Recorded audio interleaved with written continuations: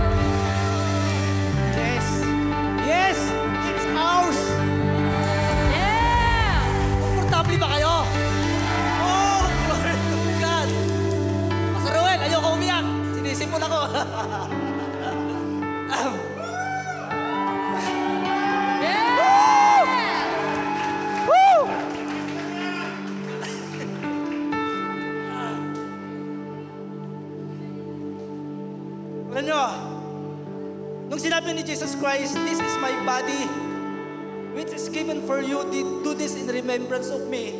Then this cup is the new covenant in my blood, which is shed for you. Alam nyo, nung time na sinabi ni Jesus Christ yun, nung nag-initiate sila ng Holy Communion, alam nyo ba, that there is, meron silang celebration. What we call yung Feast of Passover. Naalala niyo yung sa Exodus? Feast of Passover. There is a celebration. So hindi coincidence na magkakaroon tayo ng Holy Communion dahil meron tayong celebration to this day. Amen? Meron tayong na-conquer. Amen? Amen. Nung maalala nyo si Abraham at si Melchizedek, when Melchizedek brought the bread and the wine, bakit? Dahil may napagtagumpayan si Abraham. Napagtagumpayan niya ang kanyang mga kaaway. Amen? So when we say Holy Communion, it talks about celebration. Meron tayong triumph, meron tayong victory. Hindi lang sa ating buhay, kung saan man tayo naroroon. Amen? Parang puno tayo. Nakikita nyo yung lugar na yan? Walang yung nakikita nyo yan. Subukan yung silipin sa loob. At mag-decide na kayo. Woo! Saan yung elements natin? Yan. Yan. Magkakaroon tayo ng communion, ano? This is the bread that symbolizes the body of Jesus Christ. Kung ano yung ginawa niya doon sa cross. Amen? Amen. So, this is the body ay the blood, which symbolizes the blood covenant na ini-establish ni Jesus Christ sa kanyang, doon sa kanya, naniniwala sa kanya, sa atin. Meron tayong covenant sa greater, the God of Abraham, Isaac, and Jacob. Amen? So, kaya natin to. Yes. So, we take the bread. At sabay-sabay po tayo. Thank you, Lord, for this bread that symbolizes your body, Panginoon. Then yung juice na nagre-represent ng blood. Panginoon, maraming salamat for this covenant, blood covenant, na in-establish mo doon sa cross ng Calvario, Panginoon. We thank you, Lord. Sabay-sabay po natin.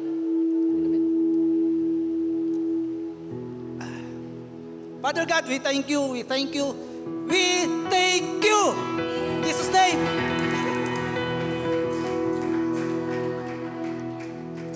We thank you, God.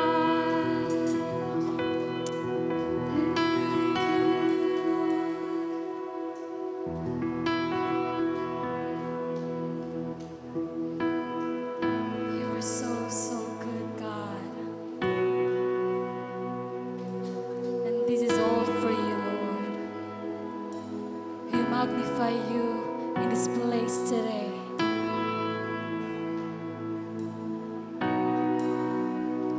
Let your presence fill this place, God.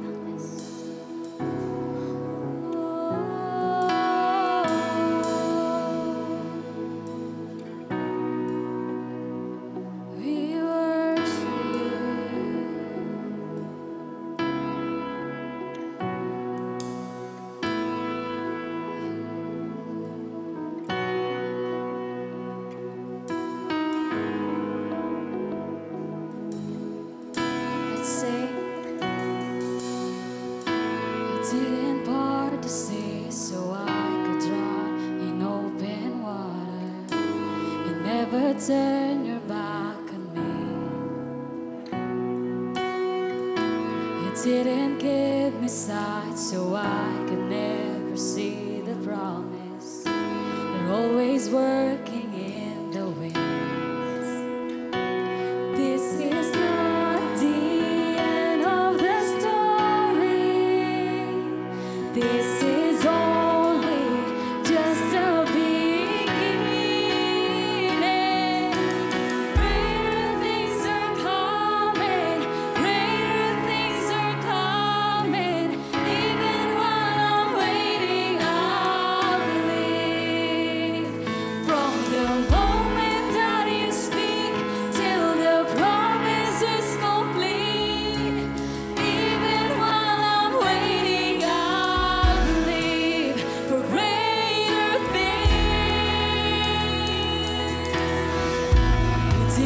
take the cross so I forget that you are faithful. So let it never come to me. You didn't leave the grave to leave me at the sinner's table. You have greater plans for me. This is not the end of the story. This is only just a beginning.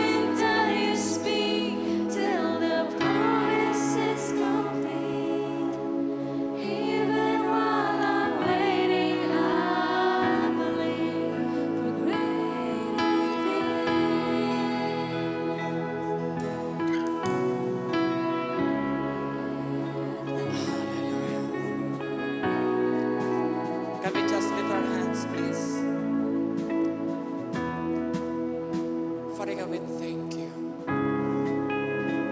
Thank you, you are here, God. Wherever we go, God, your spirit goes, Lord. And where your church is, there is your love, there's your power, there's your mercy, there is your salvation. So God, as we do our little task here, we put your mercy, we pull down your mercy, we pull down your love, we pull down your salvation, God, over this place. You said, Jesus, when we lift your name, you will draw people. You will draw people to yourself. So right here, right in this very beginning, Jesus will lift your holy name because you alone are the name that we are worshiping. Not the church, not us, but your holy name is the one we are lifting and worshiping. So we enthrone you in this place, Lord Jesus. It's your promise, God, that once we lift your name, you will draw people. So we call out the people, God, to your name. Thank you for encounters today. Greater things are coming to those who patiently waits upon the Lord. And we wait upon you, God. And while we're waiting upon you, God, we worship you. We honor you. And we say, have your way, God, today. Open our eyes, open our ears, open our hearts, God. Speak loud and clear. Let there be encounters of your mercy. Let there be encounters of your love today. Because you alone are worthy. Have your way. Have your way, God, today. We honor you, Jesus. Amen, amen, amen.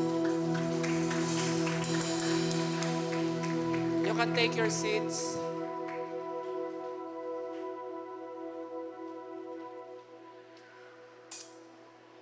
Look around you, guys. Good afternoon po. Tingnan po nyo nasa paligid ninyo. This is just our first Sunday afternoon here. Look what the Lord has done. We are full already. And that's a good problem. Thank you po for coming. Hello, are you here? Magandang hapon po. We want to appreciate the first times. I believe we have... Yeah, welcome to New Life. Welcome to New Life. Welcome to New Life. Wow, wow, wow. Thank you, thank you, thank you, thank you. Wow. SRO tayo. Standing room only. How about second timer? Do we have second timer? Yung parents, Sister Annie. Yeah, maayong hapon, kid. How about third timer? Do we have third timer? Fourth timer? So everybody, welcome to your house. This is it, New Life. Galing, no? Ayokong umiyak kasi wala naman kayong makukuha doon.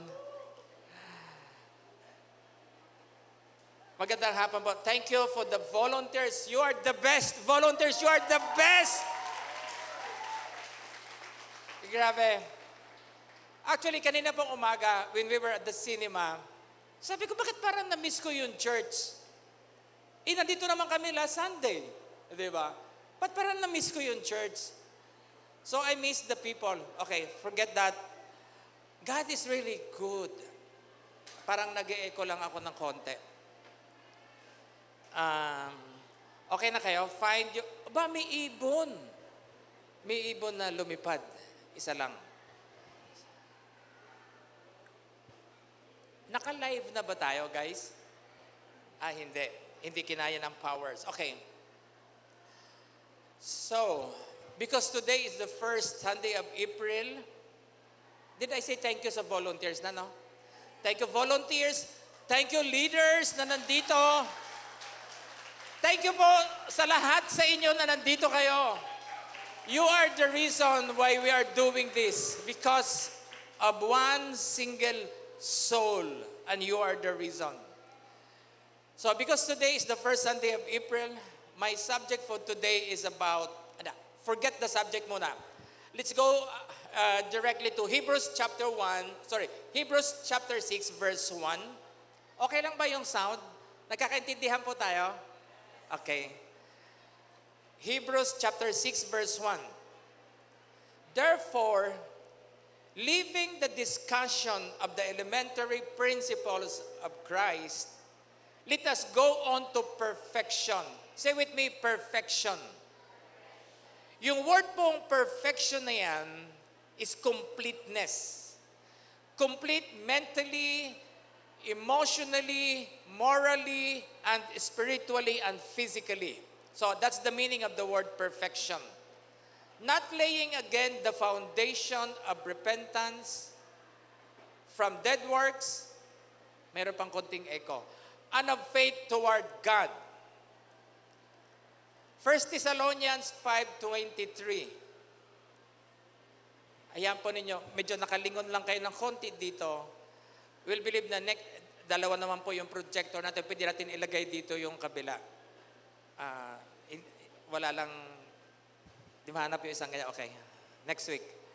1 Thessalonians 5:23. Now may the God of peace himself sanctify you completely. Say with me, completely.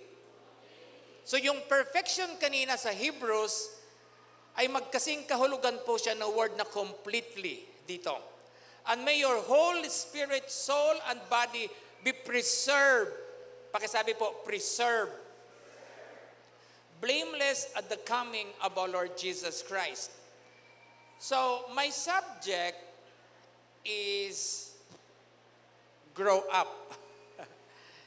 Pakisabi sa sarili mo, grow up. Yeah, we need to grow up. Last month, we talked about how are we going to say, to stand, to speak. Then, ngayon naman po, it's growing up or grow up. I believe po, yung mga verses na nakita po natin, kasi yung word pong completeness, ay, ang ibig pong sabihin ay having all necessary parts, elements, or steps. What I'm trying to say is that what it is that is included sa package na salvation na hindi pa natin nai-enjoy. Naintindihan niyo po yon? Ano pa ba yung kasama sa libreng binigay na kaligtasan na hindi pa natin na-enjoy? So we need to identify them because that is included. Jesus paid that in full. Kasi what we don't recognize, don't you know guys, that whatever things that we don't recognize, we will not take benefit of it. That's why you need to recognize. Kasi whatever is not recognized, you cannot celebrate things na you don't recognize. Isipin mo na lang ngayon, halimbawa na wala kang utak, na hindi naman pwede mangyari. Di ba? Na-get po yun? So whatever things that are not recognized cannot be celebrated. That is why we need to ask God, Panginoon, ano pa ho ba yung kasama sa kapatawaran? Ano pa ho ba yung kasama sa kaligtasan? Ano pa ho ba ang kasama sa buhay na walang hanggan na hindi pa namin na-enjoy? Kasi hindi lang naman po kapatawaran na binibigay ng Diyos eh. Kaligtasan, kagalingan, pag-iingat, kasaganaan, kagandahang lalaki, kagandahang babae. Ano pa? Kapayapaan. Mahimbing na tulog. Di ba? Meron kang kagalakan. Hindi ka masyadong bugnutin. Kasi kasama sa package yun. Naintindihan niyo po yan? So, punta ko sa Thessalonians. Ang sabi dito sa Thessalonians 5:23, may our whole spirit, soul, and body. Spirit, soul, and body. Gusto ko pong i-remind sa bawat isa sa atin, guys, that we are a spirit. Don't you know that God is a spirit. We believe that? God is a spirit. Because God is a spirit, He communicates to us spirit to spirit. God is not communicating to you by your senses, by your feelings, by your emotions. Ang demonyo magaling sa ganon. But God is not communicating us through our emotions because we are, first and foremost, we are a spirit being. We are a spirit, we have a soul. Ano po nakapaloob sa soul? Yung ating will, yung ating mind, yung ating emotion, yun po ang nakapaloob doon sa kaluluwa. Kaya ka nagagalit kasi meron kang kaluluwa. Kaya ka umiiyak kasi meron kang kaluluwa. Kaya ka tumatawa kasi meron kang kaluluwa. Kaya ka nagdidesisyon kasi meron kang kaluluwa. And soul and spirit, they all came from God.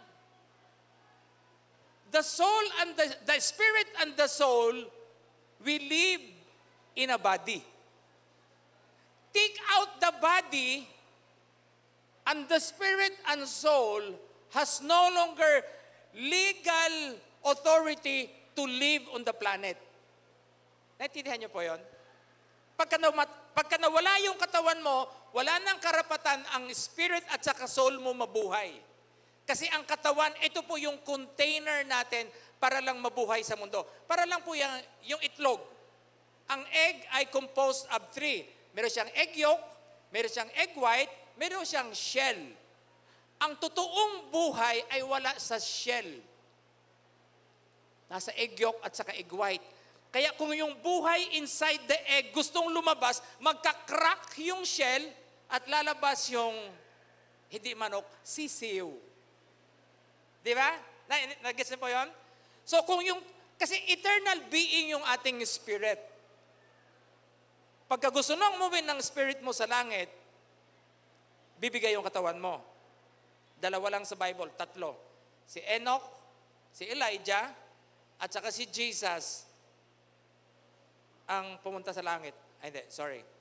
Enoch and Elijah, hindi namatay. They walked with God. Kaya nga ako, nagwo-walk ako lagi eh. Enoch, he was taken because he walked with God. Kaya ako sa'yo, maglakad ho kayo para kunin tayo ni Lord. Hindi tayo makaranas ng kamatayan. Okay, ibang topic yun. So, may our whole spirit, soul, and body be preserved blameless. Yung preserve meaning, we need to guard from loss or injury.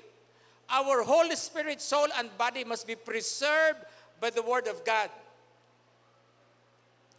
Dali lang. May question ako. What feeds our spirit?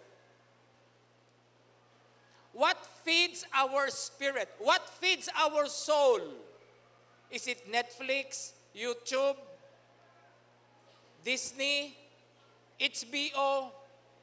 Yung ba ang finifeed mo sa soul mo? Kasi we need to feed our spirit. Don't you know, guys, that's why the Bible said that every man has to be born again.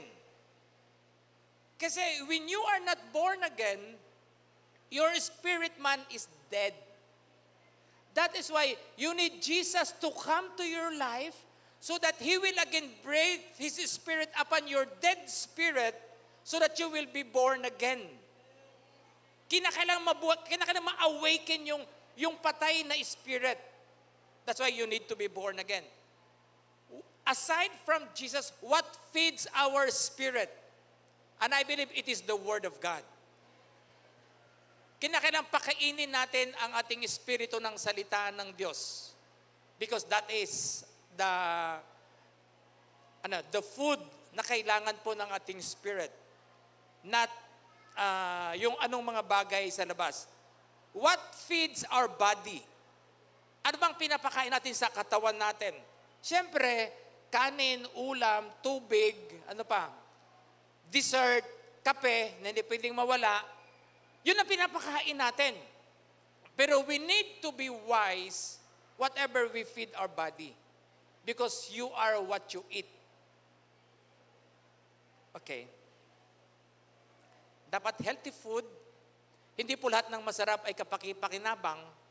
Hindi po lahat ng sweet ay pakinabang, hindi po lahat ng maalat ay pakinabang. Dapat balansyado lang. Nagkakaintindihan po ba tayo? Okay, thank you. John 6:63. I love this verse. John 6:63. It is the Spirit who gives life. By the way, ang background, this is Jesus is speaking here. He said here, it is the Spirit who gives life. The flesh profits nothing. The words that I speak to you are spirit and they are life. So what we feed our spirit? We need to feed our spirit with the word of Jesus. Kasi sabi niya, the words that I speak to you, they are life. Pagka hindi pa pumapasok yung life, meaning the word of God, sa anumang area ng buhay natin, patay pa yung area na yon. Natindihan niyo po yun? Kasi sabi niya, the words that I speak to you are spirit and they are life. Now, come to think of this, guys. What is that area in our lives na sa tingin natin ay dead? Halimbawa, maiksi pasensya ko. So you need to speak the word of life. Or you need to speak the word of the Bible, the word of Jesus. Sickness. Diba? Pag kami sakit ka, walang kagalingan. So you need to speak the healing to your body. Wala kang pera. You need to speak the prosperity of the Bible, of the Word. Kasi sabi ni Jesus, my words are spirit and they are life. So whatever is dead sa buhay natin, tingin kayo sa akin, guys. Kasi nga po, hindi lang kaligtasan Hindi lang kapatawaran ang binibigay ng langit. Kapatawaran, kagalakan, ang dami ho nun. Ask God what areas or what facets of His package called life na hindi pa natin nai-enjoy. Amen. So we need to feed our spirit the Word of God. The Word of God should be the nourishment of our spirit man. We need to have the full nourishment ng Word. May kwento po ako sa inyo. I come to stumble of one short article na sabi nila, nagpasalamat daw siya sa kanilang mga magulang kasi tinuruan silang magkapatid na right after kain, nagwo-walk sila ng madahan. Hindi naman yung walk na sobrang bilis. Nagwo-walk sila ng parang chill-chill lang, ganyan-ganyan. Kasi meron palang science behind yon. Ang sabi ng dalawa, i-google na lang ninyo, kapag ka after meal, nag-walk ka daw ng konti, ng madahan, ay tinutulungan mo yung katawan mo na i-squeeze in yung mga nutrients ng kinain mo para ma-absorb ng katawan. That's good. So, talking about the word is life, that the word that the word of Jesus that He is releasing or speaking to us, they are spirit and they are life. So we need to partake of the word. Not only that we need to read the word, hindi lang basahin, kinakailangan imbestigahan natin, kinakailangan i-meditate natin, kinakailangan isipin natin. Sino po sa inyo ang nakakita na ng kambing? Yung buhay ha, hindi yung kaldereta na ha, yung buhay. Hindi pa lahat, no? Sayang kung may picture kayong kambing, pakita nyo para makita nila. Ang kambing, guys, ako po nag-aral ng animal husbandry na ako po second year high school. Kambing, goat, sheep, carabao, baka, 4 po yung bitukan nila. 4 complex stomach chamber. Yun ang lesson namin noon. Kaya napansin nyo ang mga kambing o kalabaw o baka, pagka manginain yan, ilang oras yan? Magugulat ka. Ilang oras yan? 3, 4, walang tigil ng kakasubo sa bibig nila. Para bang kagat, pasok. Hindi nilang inunguya. Ngayon, pag, halimbawa, puno na yung isang stomach niya, di nakakain, Uwi na doon sa paradahan, uwi na sa pahingahan, yung baka, kalabaw, kambing. At habang nakahiga, kukunin niya yung kanyang mga kinain at ngunguyain niya. Ang tawag sa English nun ay regurgitate. Ngunguyain niya ngayon ng pino, tapos ipapasok na sa kabilang stomach. Sometimes, guys, it is good for us to regurgitate the Word of God. To ponder, to meditate. Wag lang basahin, imbestigahin natin, aralin natin, at magugulat kayo. There is so much power, there is so much revelation coming from the Word of God. Try it.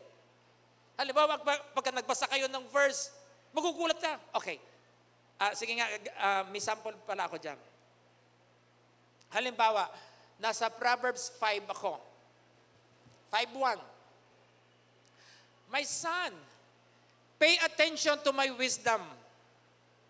Sabi ko agad yan, yes Lord, opo, nakikinig ako. Lend your ear to my understanding. Yes Lord, I'm listening. That you may preserve discretion and your lips may keep knowledge. Yes Lord, I know what to say. Ganon ako mag-respond pagka nagbabasa ako. Tapos paglipat ko dito halimbawa sa verse 7. Therefore, hear me now, my children, and do not depart from the words of my mouth. Lord, I'm listening. Forgive me kung minsan hindi ako nakakapagbasa ng word. Meaning, I am responding. Tinutugunan ko agad yung word. Hindi na, iba kasi pagka nagbabasa ka, at iba yung nakikipag-communicate ka using the word. Halimbawa, therefore, hear me now, my children, and do not depart from the words of my mouth. Remove your way far from here, and do not go near the door. Wala kang ginawa, binasa mo lang. Unlike kung dahan-dahan mong binabasa, therefore, hear me now, my children. Yes, Lord, thank you, Father. I'm your son. Ako po yung anak niyong pogi, Panginoon. Yes, speak. You are responding to the word. Amen? Please do that. At naalala ko po na ako po yung grade 1. Galing, grade 1, no? Ang unang lesson ko na ako po yung grade 1, sabi ng teacher namin, eat slowly and chew the food verily. Di ba yung mga anak natin, tinuturuan natin kumain, dahan-dahan lang ng kain. Dapat ganun din po tayo when it comes to the Word of God. We need to eat slowly. We need to meditate the Word. We need to chew the Word. We need to regurgitate the Word of God. Bakit? In doing so, you will get the full nourishment that the Word of God is giving us. Yung maximum benefit na binibigay ng Biblia, you can have that when we study, when we chew the Word, when we listen to the Word, when we ponder to the Word, when we investigate the Word. Are you getting this? 1 Timothy chapter 4 verse 8. Sige nga, kayo nga po magbasa habang tumatagay ako. 1, 2, basa!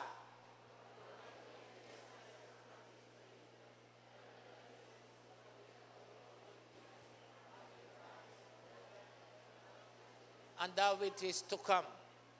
So sabi ng Bible, for bodily exercise profits a little. Ang Bible na po nagsabi nun. Bodily exercise profits a little.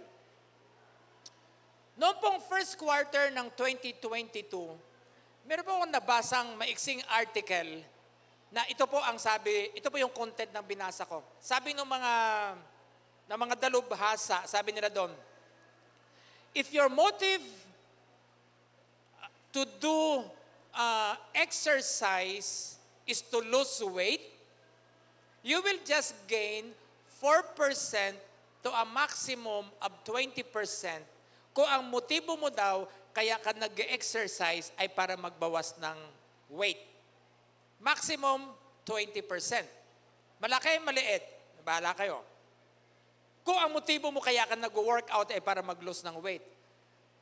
Pero kung ang motibo mo daw, kaya ka nag-exercise o nag-workout, hindi para mag-lose ng weight, kundi para mag-cultivate ng consistency, meaning to develop it into a habit, bisyo na to, ang sabi ng mga scholars na yon, ang idadagdag sa buhay natin ay not 20%, hi Sir Albert, but 20% to a maximum of 60%. Sabi ko, yun ang gusto ko. Nag-gets na po yun? Maximum 20 sa workout. But if you make it a habit, a lifestyle, you will get 60%. So, although ang sabi ng Bible, bodily exercise profits a little, we need that little as a container of our spirit and soul. Kaya nga po, sabi nung writer na basa ko, yung sementeryo daw po, yan po ay lugar na kung saan madaming mga pangarap na hindi natupad. Yung sementeryo po, yung lugar na madaming mga politikong hindi korap. Kaso patay na. Sayang. So tayo po nakakapakinig ng ganito ngayon. We need to grow up. We need to listen to the Word. We need to feed our mind with the Word of God. Amen po ba? Okay. Romans 8:14. For as many as are led by the Spirit of God, these are sons of God. Sons are led by the Spirit of God. We are not led by situations. We are not led by circumstances. We are not led by our emotions, lalo na, di ba? Okay, di naman ninyo kilala eh. Many years back, may nag-church po sa atin na namatay yung kanyang husband. Ngayon, hindi naman ako nasabihan na namatay na, nalaman ko na nakauwi na sa bahay. Ngayon, ito na yung problema dumating. Gusto na naming ipalibing, kaso hindi maipalibing kasi hindi pa sila bayad sa punerarya. Di ko nasasabi ko anong punerarya yon. Nakuha yung mga electric fan nila, yung TV, yung plancha, yung mga cellphone, para lang bayaran yung serbisyo. Sabi ko, ano bang nangyari? Di ba? Itong mga, wala naman sa inyong ahente ng patay dito. Ito kasing mga ahente sa patay, kung saan mataas ang emosyon. Halimbawa, umiyak, namatay ang asawa ko. Sabi naman, ito ho, mahal mo asawa mo. Ito ho, ito yung package ho, ma'am, 120,000, pakipirma na lang ho. Di ba, mahal mo naman si sir, si ma'am? Oo, pirma na lang. Hindi nakapag-isip. They are led by their emotions. Huwag po natin gagawin yun. Because according to the Bible, sons, are we sons? Sons are led by the Spirit of God. We are not led by signs and wonders. We are led by the Spirit of God. We are led by His Word. Amen. Kasi yung ibang mga tao, ano ba, paalis na sila. Paglabas ng bahay, may tumawid na pusang itim. Huwag na tayong tumuloy, delikado eh. Bakit? May tumawid na pusang itim. Only to find out, lahat pala ng pusa ng kapitbahay ay puro itim. Dahil lang sa pamahiin. Guys, according to the Bible, sons and daughters of God, we are led by the Spirit of God. Hebrews 5:13. For everyone who partakes only of milk is unskilled in the word of righteousness, for he is a babe. Yun daw pong hanggang ngayon ay dumidede pa din, mga baby yon. Kaya wag na po natin pangarapin na yung mga mahal nating anak, sana manatili kang bata, hindi ho pwede yun. Ang Diyos lang ang hindi nagbabago noon, ngayon, magpakilanman. All of us has to grow up. All of us has to mature. Amen? So what I'm trying to say is that stop being childish. Wag na po tayong pabebe, wag na po tayong paawa, wag na po tayong kung ano-ano pa. Let's grow up. I'm talking to you as a mature people. We need to grow up. Alam niyo minsan, di ba? Halimbawa, may narinig ako dati, yung bata, gustong uminom. Sabi niya, Ma'am, anong word yun? Sabi na nanay, pagka nauhawan ako, Ma'am. Sino may kasalanan? Yung bata o yung magulang? Yung magulang, kasi tinuruan na pagkainom ka, Ma'am. So dapat yung magulang ang turuan muna. So we need not partake only of milk. Because milk are for babies only. Or else hanggang ngayon, dala-dala nyo pa yung mga bote ninyo. Siguro galon-galon na yung mga bote ninyo dala-dala. Di ba, John? So, we are no longer, I am not saying na wag na kayong uminom ng gatas. Let's try solid food naman. Amen. Sure? Magjo-joke sana ako. Yung kababayan natin, di ba yung mga OFW natin, mahilig magpadala ng mga lotion, ganon. Sabi daw nung binigyan, Nak, wag ka nang magpaano ng, ano ba yun? Kasi may lotion kasi na milk lotion. Pwede ba, Nivea milk. Wag mo nang, ayoko na nung gatas na pinadala mo. Kasi ininom pala yung lotion milk. Kasi pagka hindi mo talaga alam. So, sabi niya, wag na lang, chocolate na lang, okay. Ayoko na nung gatas na ganon. Kasi nag-LBM ako. Hindi naman dapat kinakain yung lotion na with milk eh. Kaya nga lotion. Okay, ibang topic yun. So, ang sabi po ng Bible, stop being childish, stop drinking only milk. Eat solid food. Sabi po ng 14, but solid food belongs to those who are full of age. So meaning, di na tayo dumidede, kumakain na tayo ng solid food, hindi na po lugaw ang kinakain natin. Bakit kaya? Di ko maintindihan din pala. Tell me, bakit pagka may nagkakasakit, ang kinakain ay lugaw? Di ba? At kung kailan may sakit kayo mga dumadalaw, ang daming pagkain na dinadala. Di ka makakain, may sakit eh. Bigyan nyo kami ng pagkain na wala kaming sakit. Di ba? Ayaw nyo magbigay. Joke lang po yun. Pero honestly, yung irony po doon, we need to eat healthy foods. Naalala ko, galing kami sa Baguio this week. Ang natanim sa isipan ko, pag nasa Baguio tayo, kinakailangan kainin natin yung mga sariwang gulay nila. Huwag na mga karne, kasi mga karne galing sa baba. Galing sa bundok kasi, sariwa yung mga gulay nila. So we need to devour their healthy, fresh veggies. Bakit? Fresh. Yung full nourishment that you could get from veggies ay kailangan po ng ating physical body. Okay pa? Kaya pa? 1 Corinthians 13 verse 11. When I was a child, I spoke as a child, I understood as a child, I thought as a child. But when I became a man, I put away childish things. Nakwento ko na sa inyo, di ba, nung last week o 2 weeks ago, iyakin, mga bata, so we need not be childish anymore. We need to grow up. Amen. Pakisabi nga, I'm growing up.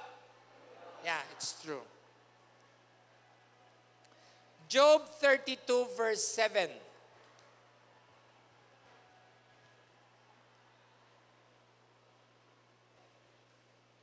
Mainit ba dyan sa inyo? Medyo mainit, no? Natutuyuan ako ng, pero okay lang yan. Sabi ng Job 32 verse 7, I said, age should speak, and multitude of years should teach wisdom. Look at me, guys. Ito po yung kalakaran natin. Ang paniwala natin, pag matandaan na, apologies sa term ko pagka matanda na, matalino, madami ng wisdom. Akala lang natin yon.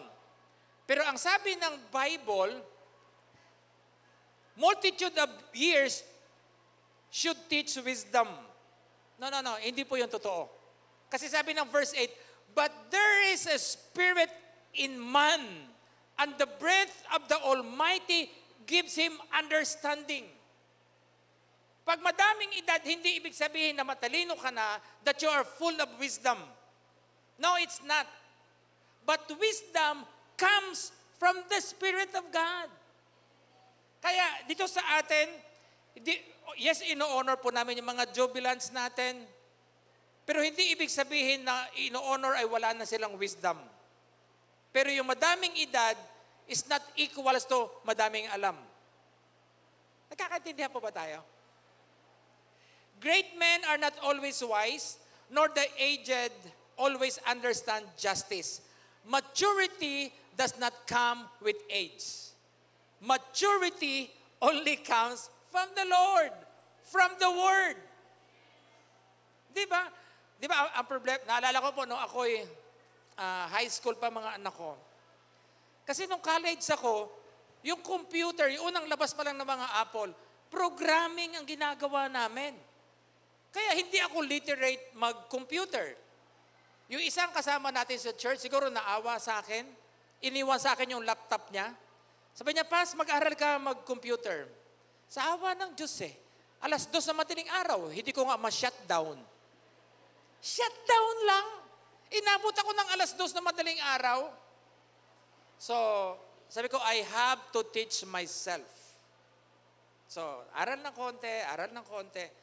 Hindi naman ako magaling, pero pogi lang. Hindi naman mabibenta. So, maturity does not come with age.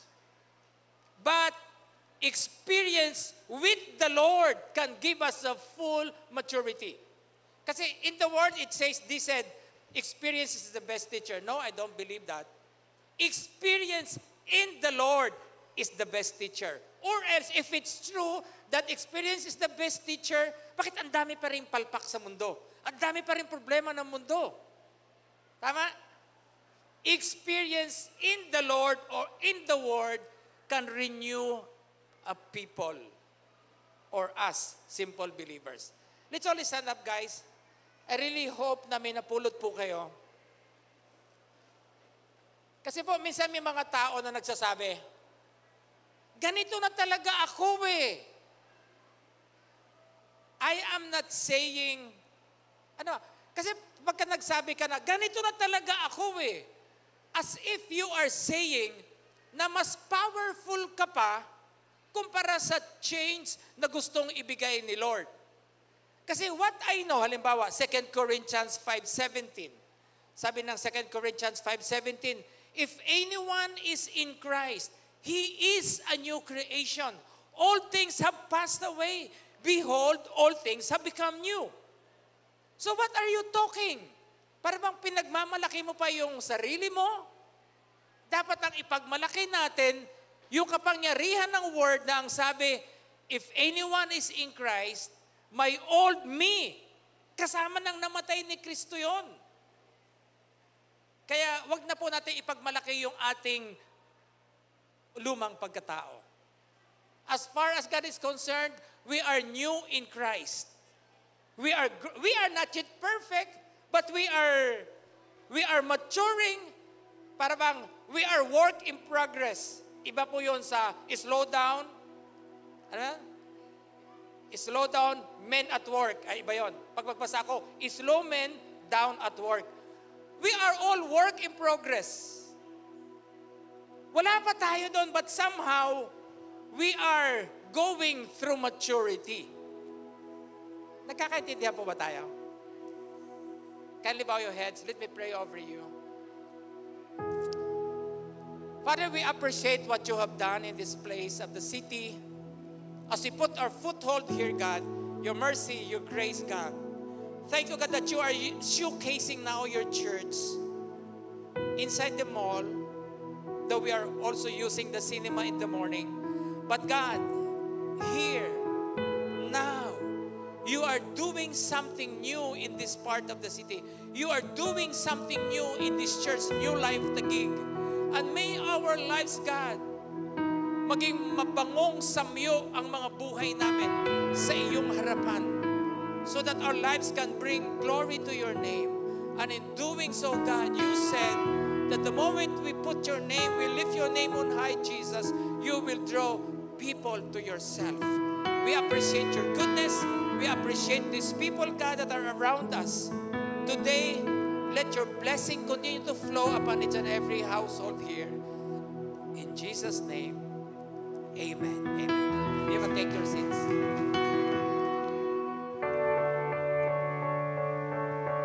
Here we are, on top of the stars. Never thought we'd ever get this far. We live for moments like this. We come alive in moments like this. Here we are, this is a time, like a dream coming to life. We live for moments like this. We come alive in moments like this. In moments like this.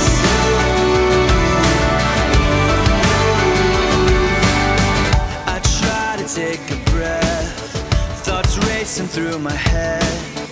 I try to capture it, but a picture can't hold what a heart is feeling. I just wanna stop the world from spinning, slow it all down for a minute, so that I can take it in.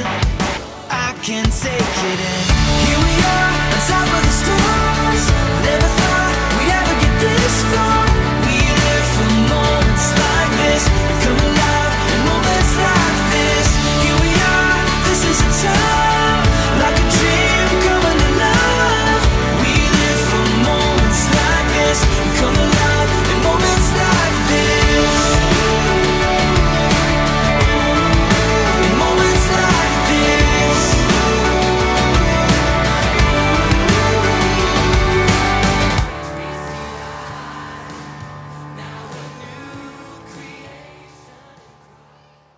Yes. Excited ba kayo? This is our giving time. Amen? Nakikita nyo naman tong lugar na to, di ba? Ito yung word ng ating giving. Ito yung word ng ating pledging. Amen? Yes. Alam nyo, pass. Alam nyo, sabi nga ni Pastor we will be growing up higher and higher. Amen? Wider and wider. Amen? Sino yung nandyan sa tabi? Si Jules, katukin mo nga yan, Jules.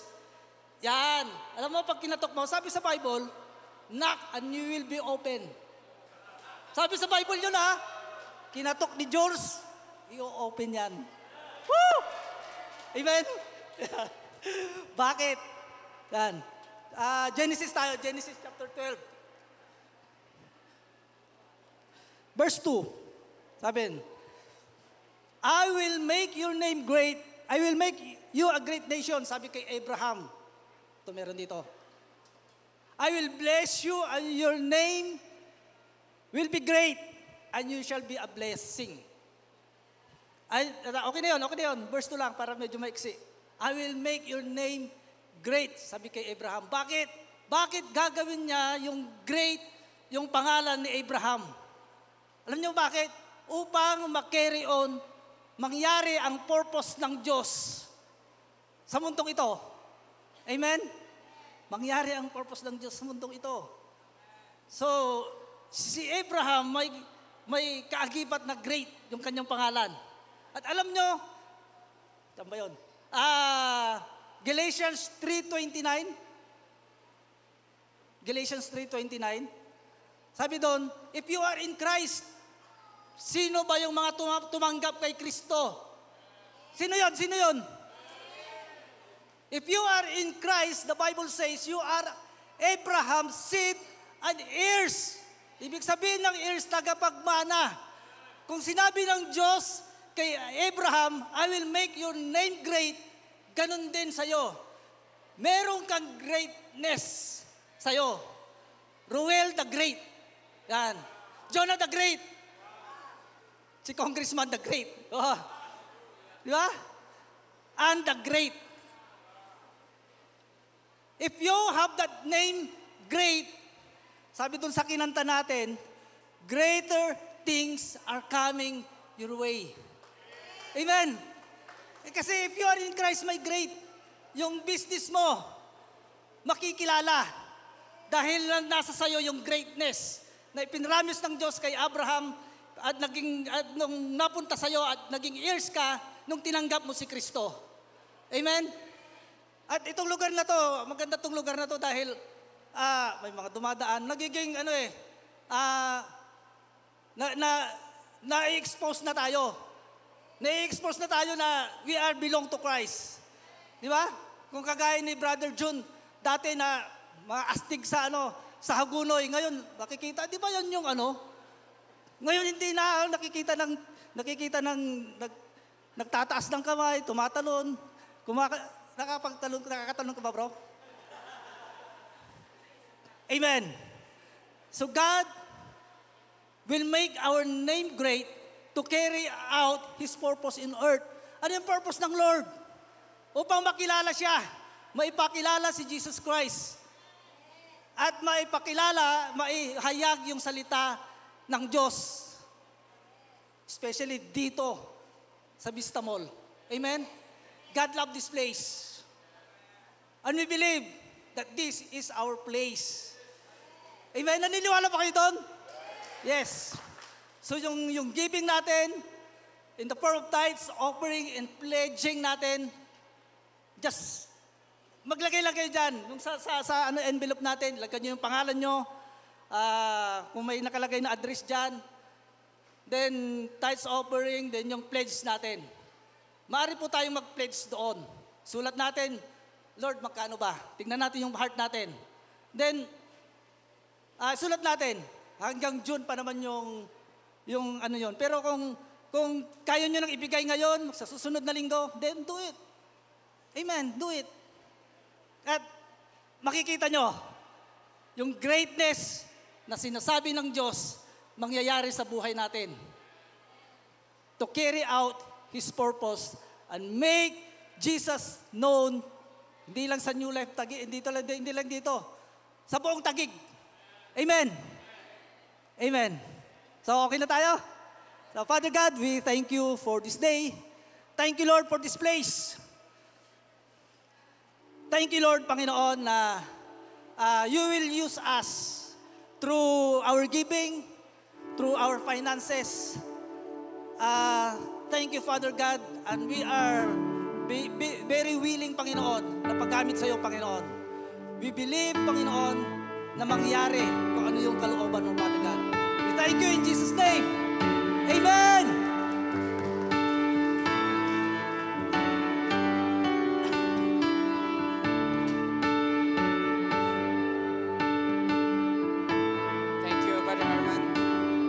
While you are giving, habang kayo po nagbibigay, and you will be celebrating your birthday sa buwan ng April, pwede po kayong pumunta sa harap at magpipray po kami para sa inyo. Yes, sir! Sige po, pati po anniversaries. Parehas kayo, April. Ang galing yung tumiming. April. Pati po, wedding anniversaries, guys. Hindi naman kami nasugod ng walang imbitasyon eh. Sige po, birthdays, anniversaries. Ayun. Okay na? Okay na po ba? Birthday, ma'am? Okay. If you are done with your giving, kindly stand up and please stretch your hands. Let's release a blessing to these precious people of God. Father, we appreciate you. We appreciate them, Lord. Thank you for your goodness upon the lives of these people, God. Whatever, God, desires that are in their hearts, could it be gifts, gadgets, surprises, shoes, or whatever it is, God, that they are desiring. Together, Lord, as a church, as a family, we agree because there is still an open heaven up until today. In the name of Jesus, so be it, Lord. We release that blessing na nasa mga puso ng mga kapatid namin ito. And as we leave this house, may we live with assurance, God, that for the rest of the week, your mercy will continue to flow to each and every household represented today up until another Sunday again. For the sake of the plan, in Jesus' name, amen, amen. Thank you for New Life. Amen. Thank you, Boss. If you are